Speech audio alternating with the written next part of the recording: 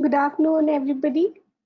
Thank you for staying with us for day one of Agile Network India's May events. And now we are moving on to the last session for the day by Surat chapter, where we will be talking about self-organizing teams and how they look like and how to build one.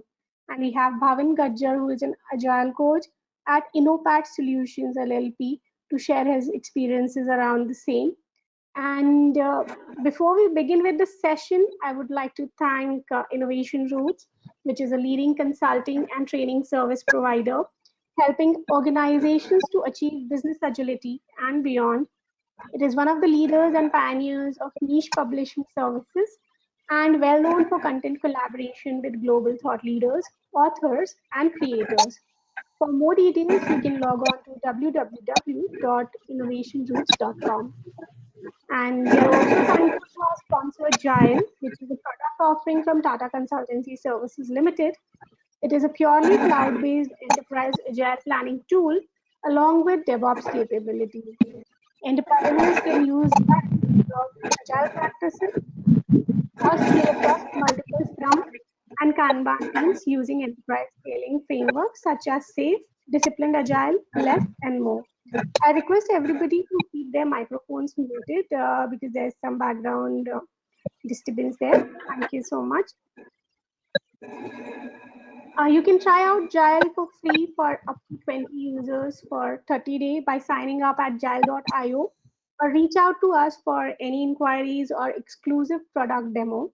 You can check out the Gile page on Agile Network India's website for more information, and you can find out the link in the chat box. And now, without any further delay, let me call upon Karan, who is going to facilitate this session, and Bhavin to present the talk. Over to you both. Yeah, thank you very much, Nopur. Fine. So today we have a we have a speaker session on the self-organizing team. Our speaker is Bhavin Gajjar. So let me introduce Bhavin Gajjar, please. Bhavin. All right. Good afternoon, everyone. I'm Bhavin Gajjar. I'm presenting Surat Chapter Agile Network India. So today's topic is self-organizing team, how they look like and how to build one. Uh, uh, Today I'm going to share my experience and how I have converted uh, traditional software development team into from traditional software development team to self-organizing team, and I'll share my experience and what all factors or what all things I've considered while doing this. So that's what I'm going to share with you guys. Uh, Before I start with, I would like to you know uh, give a credit to Rashina Hoda. Basically, I have referred her research paper long back, and most of the topics I have covered from her research paper, which is available as an open source. The link has been given over here. So, Agile Manifesto Principles, it says about self-organizing teams that a build project around motivated individual, give them environment and support they need, and trust them to get the job done. And the second one is based architecture requirement and design image from the self-organizing team, right? So when we are talking about means agile, or when we are saying we are doing agile or we are being agile, and if we are not having a self-organizing team, probably we are just doing agile. We are not no, being agile, or we have not adopted agile at all in the organization. Now, when we are talking about self-organizing team, we just need to go back. Means I'll go back and cover some brief history about the background, like how this traditional team was working, and then after how I'll cover the point about the self-organizing team.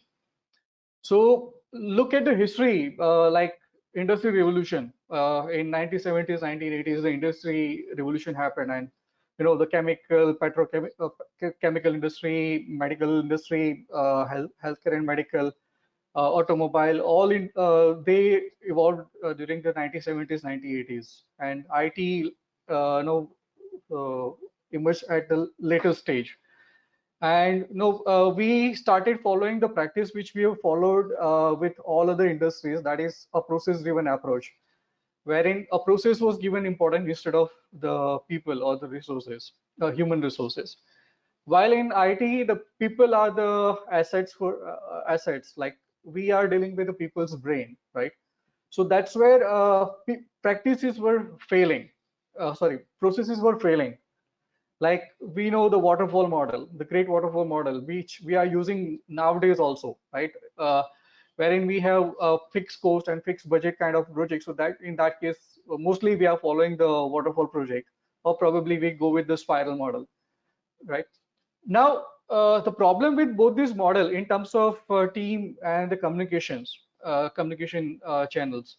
So with the waterfall, we know that we have a hierarchical structure in the organization, wherein someone is a PM, and then after someone is TL, or someone is a senior developer, junior developer, someone is a designer, someone is a tester, right? And this is a hierarchy fixed. Okay, if you have some problem, you have to go with the hierarchy. You cannot directly jump the hierarchy, or you cannot go and discuss with everyone. So there was no freedom available with you, right? So the trust was lacking, freedom was lacking, okay, safety was lacking when we are talking about waterfall. Then we got a spiral, somewhat improved model, okay, compared to waterfall, wherein we are iterating, okay. But here again, there was a problem that when iteration arrives, the the key person who is a decision maker, or who is analyst, or who is a designer, basically they take decisions. Not each and every member of the team are taking decision about what should be the next in a next phase, or what need to be done. Okay, the all decisions are taken care by the senior people, the leads in the organization. So again, the hierarchy is continuing in the same model with the spiral, right? And that's where the risk is continuing. Okay, so these two models were failing when we are discussing about self-organizing. And then after the agile software development term get coined, and we all know agile manifesto and agile principles and different agile frameworks, XP, Scrum, Kanban, and many other popular frameworks, right? So software, the agile software development team. So basically here we are focused on people and the social interaction, how people are going to interact with each other, irrespective of whatever the hierarchy. You might have some labels in the in the team, like someone is a senior developer, someone is a junior, someone is a PM, or someone is a uh, senior graphics designer, or someone is a taste lead, or whatever the designations they have. But there is no such boundaries like, okay, this is the reporting person and you can talk to only this person. As in team, you can interact with each and every nodes available in the team. So you have no freedom, safety, and you have a trust factor there, right? Uh, we already know, like Agile Manifesto promotes a people-focused software development, right? Now, when we are talking about self-organizing team, there are three no factors which we need to consider. One is autonomy. Okay, autonomy, that means whether you have a freedom to talk with your senior management or your leads, whether you can trust them when you are discussing this kind of, whenever you have something to give an input, or you have some concerns, and can you go and talk to your team, whether it's a senior member or junior member, whoever is, are you able to openly discuss your issues, your concerns, new inputs, uh, all these things? So that's what that autonomy is means. The second one is fertilization, so cross fertilization. So uh, in a team, maybe someone is specialized in some of the skills. Like if I'm talking about myself, I'm good at analysis and converting business requirements into a technical requirement. Someone is good at front end scripting part, like he can do very nice UI UX development. Someone is good at UI UX design. Someone is good at testing. So everyone is good at certain things, but as a cross-functional team, we are making sure that they know some bits of other skills also. and the expert person or the person who is good at particular skill, that person will give the knowledge about some areas or some practices about other skills which a developer is required or a team member is required. And that's how a team will do this kind of practices, sharing the knowledge, doing learning sessions and doing hands-on sessions on some other skills and technologies which they need to learn.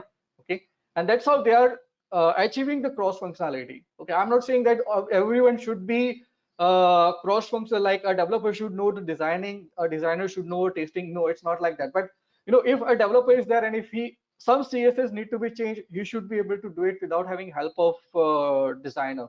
Or if designer, some like designer, they make an html, but if they are using tools like Visual Studio or maybe Android Studio, and if they can do some kind of settings with UX development, then it is good, so that we can reduce the dependency if we are dealing with the team, right?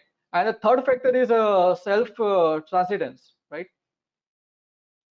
So here, as an individual, what I have, how I have performed, what I have done, okay, where I need to improve, okay. So I'm going to retrospect myself. Then after probably I'm going to retrospect my team performance, okay, and after that probably I'm going to retrospect what my organization, how my organization has performed, and from there, with every iterations, we are going to learn something, okay, and we are going to evaluate ourselves, and we are going to evolve. We are going to be become more better, better and better in an iterative way to achieve our goals. So that's these are the three factors which we need to consider if we are calling ourselves as an self-organizing team. So now the question is coming, like how to build a self-organizing team.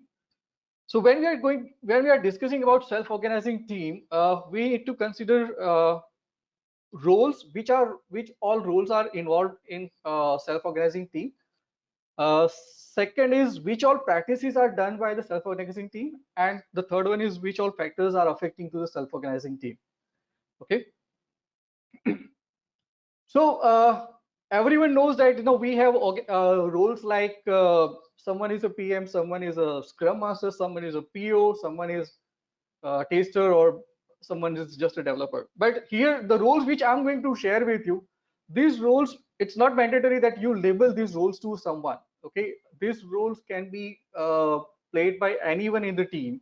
Okay, but I'm going to present a scenario with a new team, when you are having a new team, or when you are having, and the second one is when you are having a existing team which is already doing the Agile and Scrum.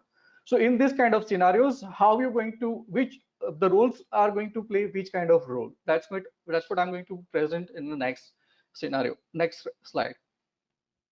Okay.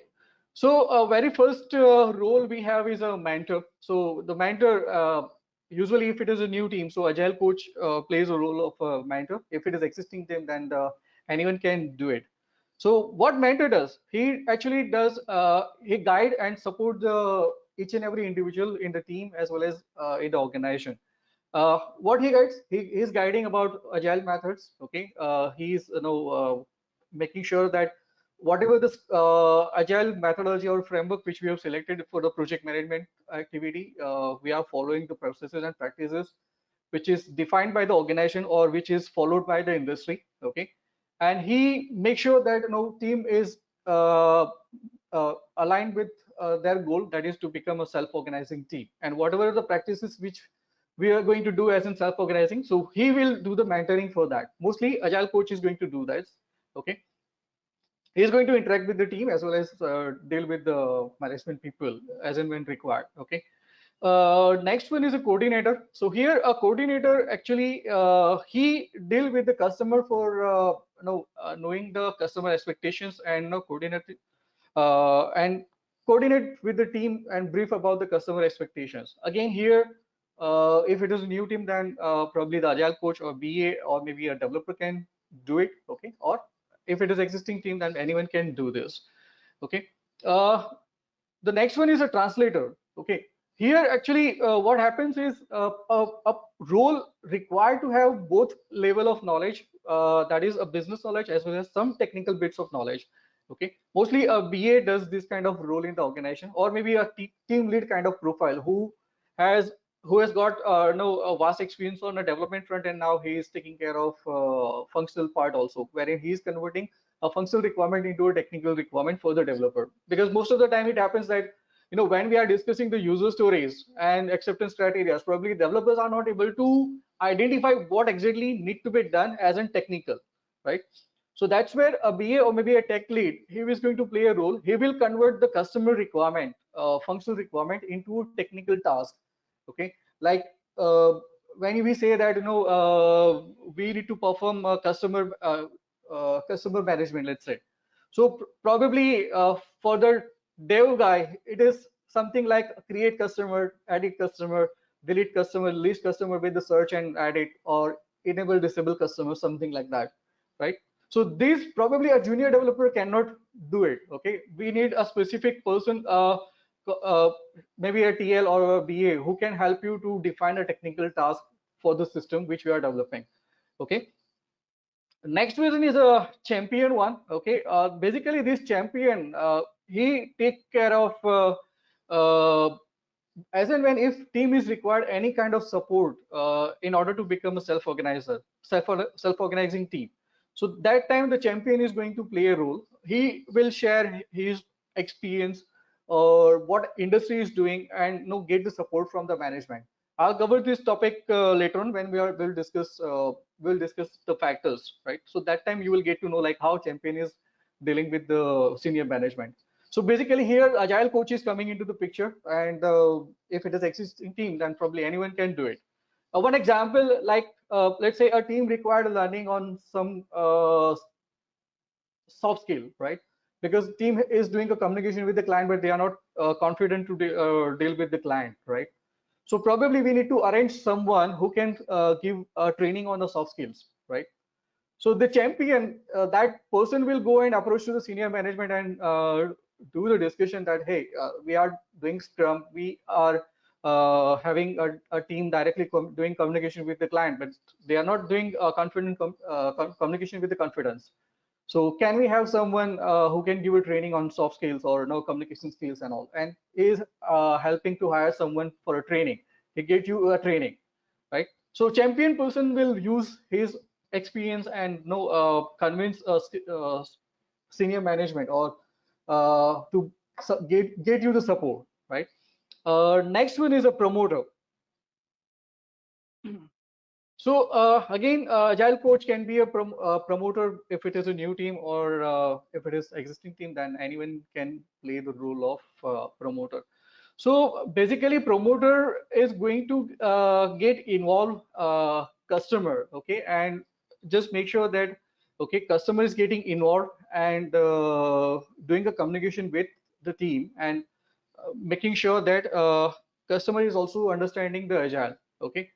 So probably someone who is guiding someone, if a PO is from the customer end, or if customer is giving requirement, so probably we can talk with we can guide a customer, hey, we in agile, this is how the requirement has been requirement can be drafted in a form of user stories and acceptance criteria.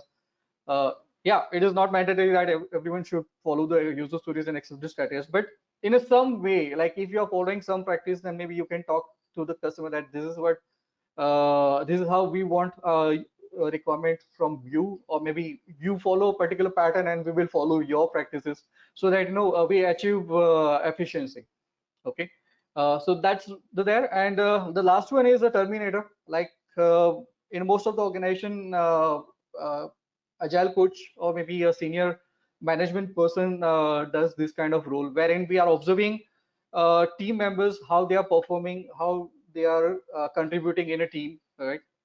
Here when I say terminator, it's not like a terminator is going to terminate someone from the team. But if someone is not contributing in a team, like someone is playing a silo, he's a good guy, right? He has got all the expertise, but he is not a good team player. And if the person is not a good team player, probably it is harmful for the self-organizing team. So probably we would like to remove that person from the team, and maybe he can work with some other project uh, within the organization, okay, but not as a part of a team. So collectively, a decision can be taken by the existing team if it is someone is having this kind of activity wherein he is not aligned with the team. Okay, and if it is new team, then probably agile coach can do it, because agile coach is usually getting involved with the all the teams across the organizations, and try to understand each and every individual, and he get the feedbacks and he is implementing the processes about the agile. So maybe that person can take a decision and inform senior management or inform the team that this is where we need to remove this particular person and maybe fill the gap. Okay, or maybe talk to the person. Okay, this is what I have done with one of my project when we were doing the thing. Okay, a guy, he is really expert in a backend programming, but he was not good at front end part. So every time he was just working on a backend thing. Whenever we are discussing any we are doing a sprint planning, he just pull the task of the backend work. And then after we decided, like, if he's just going to do a backend work, if tomorrow he's on leave or something, who is going to take care of the backend stuff? And that's where we requested him to like give work in a rotation, but he denied to do it. Okay, and we had to divert him to some another project. We had to pull him back, and no, we made sure that he shared the knowledge with the other team members, and then after we departed him. So that's how we have to play this kind of role. Okay, when I'm talking about practices now. Okay, so first thing is related to the freedom and responsibility. Okay, uh, are you doing like, let's say if you are doing a PBR in your organization, are you doing the collective estimation for your user stories? Okay, I've seen most of the organization, they are conducting the PBR meeting, or they are not conducting the PBR meeting. What they are just doing is they are organizing the product backlog items with the priority. Okay, on sprint planning, the team get to know, like, okay, hey, these are the user stories which we have to pull into the sprint. Okay, and this is the estimate. You have to do this. Okay, and this is really wrong practice. Okay, so that's one of the thing is, as a self-organizing team, whether each and every team member are getting involved when it is something related to planning and estimation. Okay, with my previous organization, this was the scenario. Like, product manager, project manager, and a team lead, they were used to sit into the room. They called it as an PBR meeting. Okay, only 3 people, and they are discussing the user stories which is added by the product manager himself. Okay, he's getting the user stories from the PO, right? So the product manager and these 3 people are sitting, okay, and they are discussing. They are putting the estimates in terms of estimates in hours. Okay, they are discussing what need to be done, like what are the technical things they have to do, like creating web page or creating API service, creating database tables, or blah blah blah. And they are putting all these things in a form of estimates. Okay, this is what hours will be there for this task. But here the problem is, like, as in technical lead, probably I have got experience of more than 5 years. So for me, a particular task may take, let's say, a 10 hours, but that task may take maybe 15 or 20 hours for the junior developer. So that's where we are putting this kind of estimates, and then after we are failing for the delivery. Okay, so later on we had a discussion with the teams, okay, and the leadership team, and we have decided to involve each and every member of the team into the estimation and the planning when we are doing a sprint planning meeting, as well as when we are doing a PBR meeting. And each and every member were asked question, like, we were used to throw random question to any individual in the team, especially the members who are junior, or those who are new in the team, so that by asking the question, we correct them if they are wrong, or if they do not know something, we note it down and we plan for their training. Okay, so that's what estimation and planning related stuff are. Your team is doing collective estimation and planning, right? That's one thing. Whether they are getting involved into the sprint planning, or you are just doing the sprint planning by sitting into the room and informing a team that, hey, this is our sprint goal, and these are the tasks which we are going to do as a part of a sprint. Okay, no, as a whole team need to do this. Second point related to collective decision making. Whether sprint goal, okay, who is going to decide a sprint goal? No doubt a PO gives us some goal that, okay, these are the goals which we would like to achieve, but then after, whether those goals can be achieved or not, okay, uh, maybe a senior person, he will not say yes and no. Probably when something is coming into the sprint planning meeting, and probably there are dependencies and you are not able to take those product backlog items into the sprint, right? Something related to some decisions need to be taken for the team, like one example I've told you, like if someone is not performing well, or someone is performing as a silo. So as a team, we have to discuss internally what all issues we team is having. Like if we are doing daily scrum, right? Daily scrum is one of the great example wherein developers, they are discussing about their daily work, okay, what kind of challenge they are facing, and if there are some difficulties or some issues are there, they are discussing together and they are taking certain decisions, okay, like we will do this way or that way, right? uh, Related to some of the practices, like, okay, we are going to follow a particular coding standard. uh, Someone is going to do pair coding, because that person is X person is not capable, so we'll do the pairing. So this kind of decision will be taken care by team itself, not by someone as an kind of command and control. No senior person is getting involved and giving a command that, hey, we are going to do this. No, that's not the way, right? So team has all the capability to deal as in collect when it is about taking a decision about the team norms or team practices. And the third point is self-committing to goal. Once team is into the sprint planning meeting, and team is identifying, team member is knowing their sprint goals. Now it is team responsibility or team members responsibility that he is committing to his own goal. It's not like once a task has been assigned to me, I'll be enjoying, and someone will take care of even my work also, because that person is taking care of his own work, as well as once he's finishing, he will also take care of my work. Okay, no, everyone has to take responsibility and accountability for the team, for the self goal, whatever the work item is assigned or taken by the developer in the sprint. He has to make sure that he is finishing it, he is working on it. If he has any difficulties, he is approaching to a concerned person and getting a proper resolution with him, right? So that's where a team should have a freedom as well as a responsibility. Okay. Next one is related to self assignment. So we are using user stories, and no, whenever I'm not sure what other team is doing, means what other organization is doing, but this is what I've done in my recent project. In my last organization, when we are doing a sprint planning, so we are assigning tasks to the developers, and that's how sprint planning is done.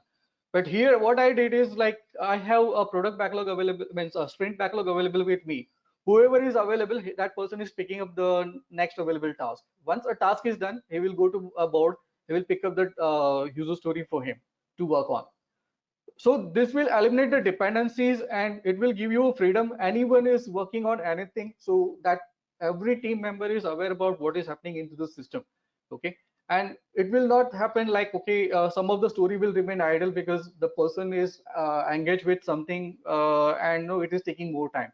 Once a job has been done, another person is going to take over the thing. Okay, uh, taking ownership, as I explained earlier, like once you took a task on your hand, you need to be owner of that task. Okay, this happened with me. We took one task in a sprint backlog, but we had one discussion pending with the client, and because there was some effect, impact on the existing module. Initially we discussed, but then after when we started doing a development, we analyzed that this is going to be some dependency. So instead of getting into the coding, the developer came to us and he highlighted the difficulties or issues, and then after we approached to the the PO and we holded that particular sprint item. So he took an ownership and he came to us that, okay, hey, this is the task which I can do a coding if there's no problem with that, but it will impact the XYZ area. So can we have a discussion on this? Otherwise, developers, they are just following a simple command. Okay, I have to deliver it, so they are delivering it without thinking about the impacts or the whatever what will be the uh, you know workaround need to be done on a particular task. Okay, daily stand-ups, as I told you about. Okay, and uh, whenever if some information need to be conveyed, we are discussing in a daily scrum. Okay, we are discussing as and when required. We are meeting and we are sharing our knowledge, we are sharing our concerns, and we are addressing those things. Okay. Uh, Next is related to cross-function and specialization. So as I discussed earlier, like developer have their own specialization. So to develop any project, we need a specialization. But with that, if any member is lacking any particular skill in a team, so maybe that expert person can share that knowledge to that person. Okay, we can do a pair programming. We can do a shadowing for someone so that that person learns certain practices and uh, correct his or her mistakes. Okay, so that's where team encourage each and every individual in the team. Okay, and they define the learning curve for the members who need a learning. I have done this with my past organization. We had a couple of new member in a team, and even the member who are in a team, they were saying that the certain requirements are not clear to us because I was working with something and I was not available in a particular meeting or so and so, because they go on leave also, right?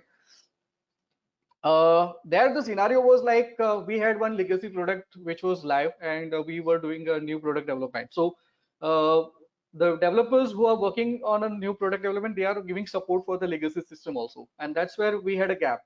Okay, so we discussed internally, and then after I got to know, like, okay, this is a gap we have. And then after, what I did is I shared with my team a checklist that whether a particular developer need knowledge on particular skills, technical skills, or he need a particular domain knowledge. Okay, and then after I arranged the learning sessions. Okay, the learning session, the training was given by the same team members. The member who is knowing a particular thing, that person has given the knowledge to other team members, and that's how I made sure that they have proper knowledge so that they can compete with or they can work on work items with uh, all the proper efficiency. Okay, and the third practice, that is continuous learning and iteration iteration pressure. Okay, so we are doing a retrospective meeting, right? So I know when many organizations, they do a retrospective in a way like what went wrong, what went right, what we need to improve. This kind of practice we do. But this is observed by me, or this has been now shared by many people, that the team members remain silent. Okay, and retrospective gets completed within 5 minutes or 10 minutes. Wherein the lead people say something, all says yes, yes, yes, we will do blah blah blah, and the meeting is over. So here we need to make sure that each and every team member who are present in a retrospective, they speak about what they learned in the current, means what he or she has done in the current sprint.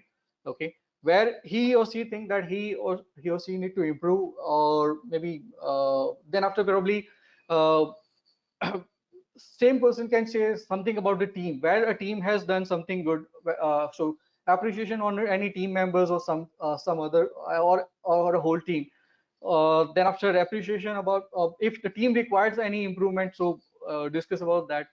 And probably the third level, that is related to organization. So whether at the organization level something need to be improved, or something which organizations did right in order to achieve a sprint goal or something, and based on the retrospective outcome, whatever the action items which we identified, instead of putting into some Excel sheet or some register and dumping into some emails, we really need to act on, so that we work on that, and the team gets the benefit of that. And that's how we retrospect ourselves, and we evaluate ourselves, and we improve ourselves. Okay.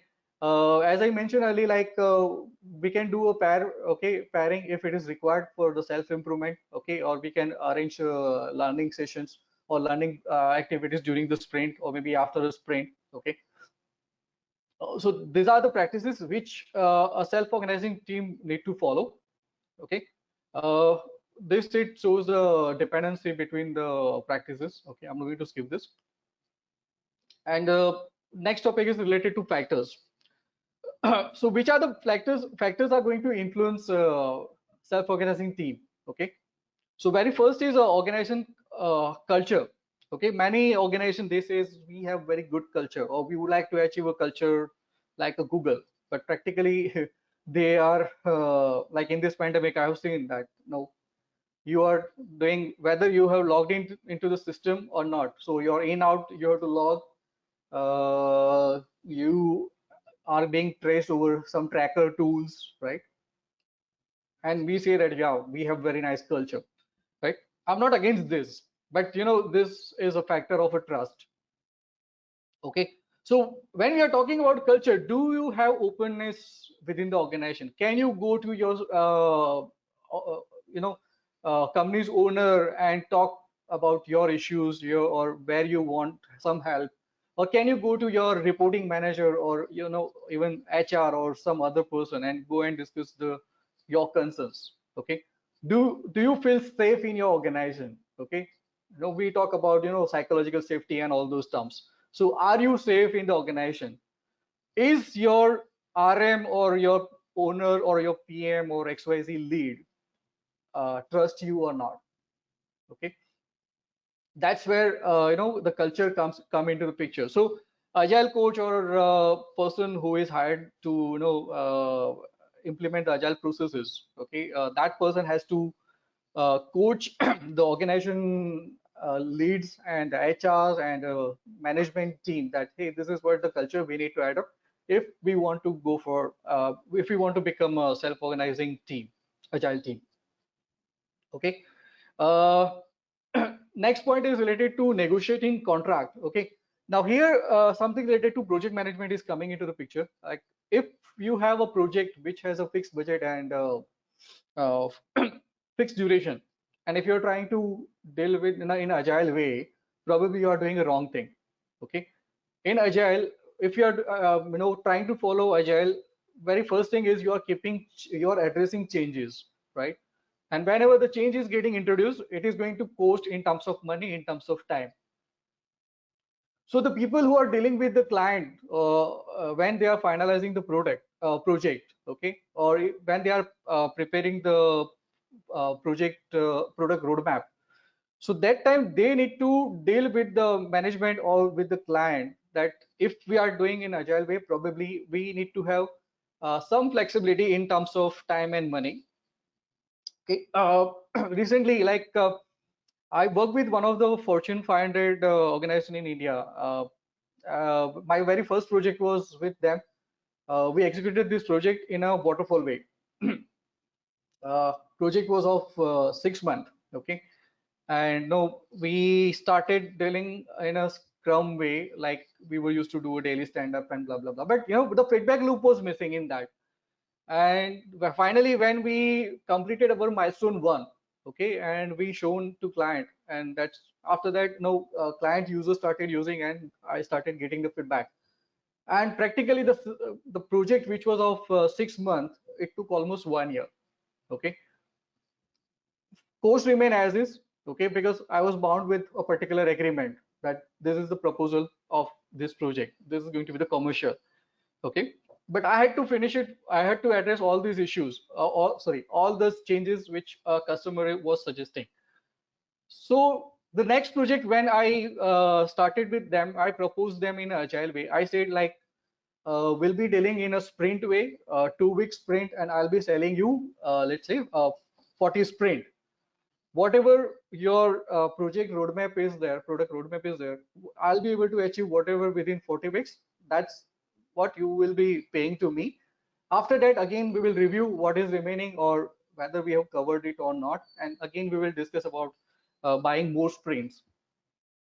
Somehow they were not agreed, but in that case, I have used my past experience. Like, this is what we did in a last project, and this is how I lost. Means I made a loss in this project. So I would like to be very much clear with you about this project now, and this is what I am proposing. If you are not willing to, I was ready to lose that project, right? But somehow it worked, and I got the second project. And right now it's been almost 2 months. Right now everything is working very nicely. Okay, we are discussing continuously with the customer, and we are getting we are delivering the thing, right? So that's where you need to negotiate with your client when you are signing up a contract, if you are targeting for a agile kind of agile based project. Okay, and the financial sponsorship. So whenever you are dealing with your projects, whether your management is going to provide you all the facilities or not, so whether the financial budget is allocated to you or not, so that is also one factor. Otherwise team is going to suffer, and maybe they feel demotivated. Okay, resource management. Sometime it happens that we share the resources between multiple projects, and that is also one of the factor for the self-organizing. Uh, Applicability related to project context. Okay, whether the work which we are doing, or the practice or process which we are doing, it is aligned with the project need or not. That is going to affect the self-organizing team. Time to market. Like, we are developing the thing, but we are not releasing the things, and then after probably once your competitor launched the thing, you said, okay, now we are going to deprecate this, or you will have a change. So this may demotivate the team. Okay, customer demands. If the customer is demanding every new change, every moment the customer is demanding change, and we are not moving ahead in terms of product delivery, so that is also affecting the team is getting bored, or team is getting demotivated with this kind of thing, right? Because we are discussing the requirements and user stories initially, and then after, again, like, the change is coming. Okay, then maybe team is getting demoralized.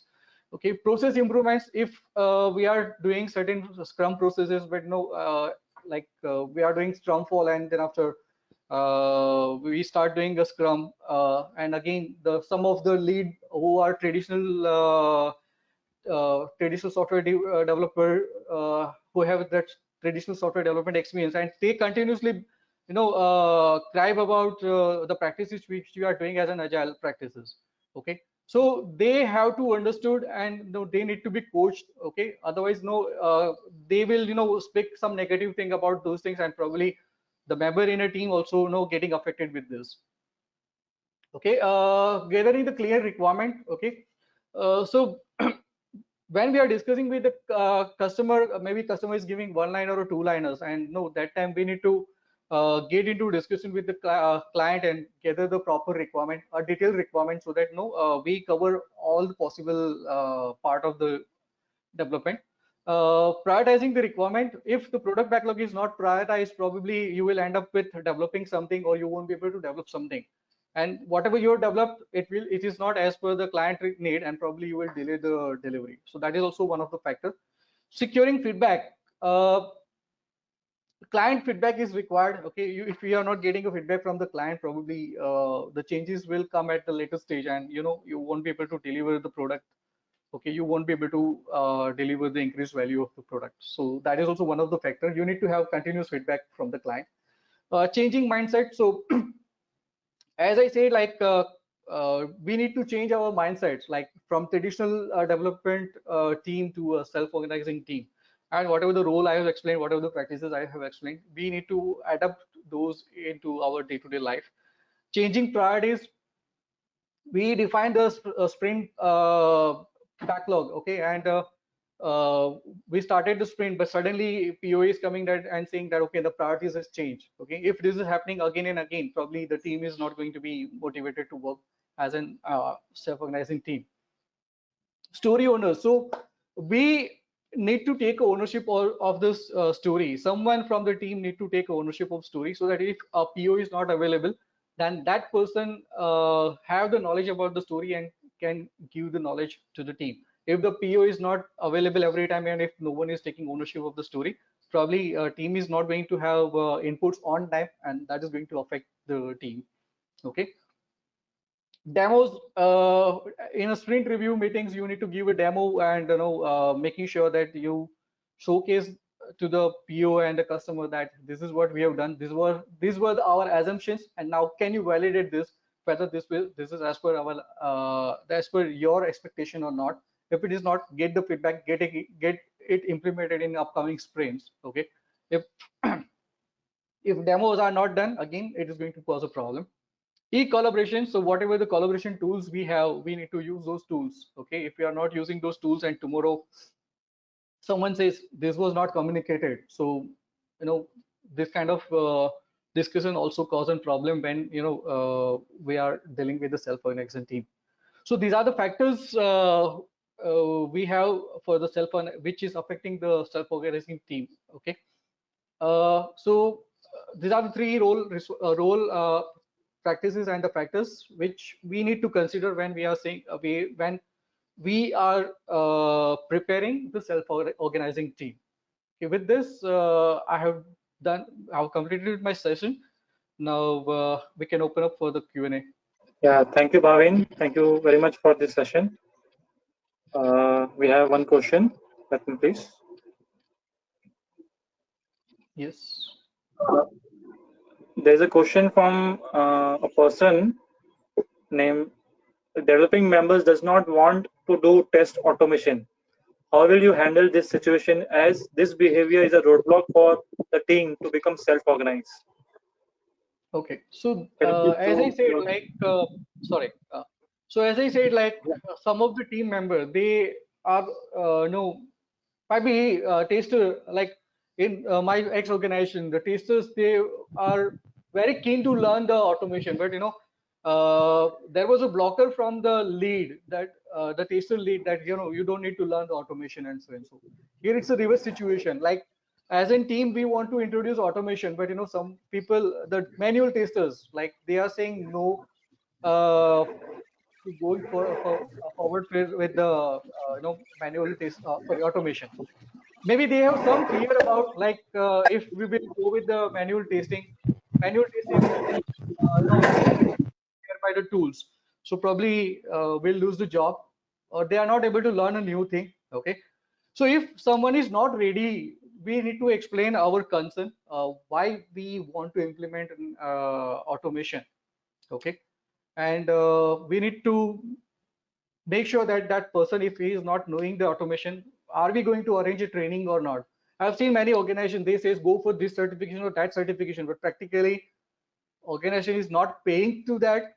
Even if they are going for certification, they are using their personal leaves. Okay. So if this kind of, if individual is not getting any benefit from the organization or any facility from the organization, probably that person is not going to opt for that. Okay. And that's where probably this might be one of the situation wherein he is not knowing the automation, or he is not willing to learn automation, and we are forcing him to learn automation. But against that, we are not giving him a facility that okay, this tool will arrange a learning facility for you, or these are the this is the expert, go and connect with him. Okay. So we need to facilitate them, provide the platform so that they can learn an automation. And even if everything is provided, then also if that person is saying no and all, probably we need to say, uh, as I said, terminate, right? Okay. The next one is, how would you make sure that the team is following the right quality practices, where you are going to track such activities and tool using the Excel sheet? Okay, very nice question. Actually, so if if let's say, for example, if you want to do a code review when you are dealing with your sprint and you want to do a code review, right? So maybe you can appoint someone as an SME, that is maybe a system architect can do a code review before you go for a production deployment. Or maybe you can use some of the tool like SonarQube, okay, which does a code analysis and give you the report for that, and your developer can fix it. So this can be part of your DoD, definition of done. Okay. ALM tools, whatever tools you want to use it, it's okay. But once putting those things into the tool, are you taking action on that or not? That's very much important, right? So I hope I've addressed this question. So I think with this, I'm concluding my session. Thank you very much, everyone, for attending the session, and thank you very much for ANI to give this platform. Thank you very much again, and stay safe. Thank you so much, Bhavin. It was a nice session and we all have enjoyed it thoroughly.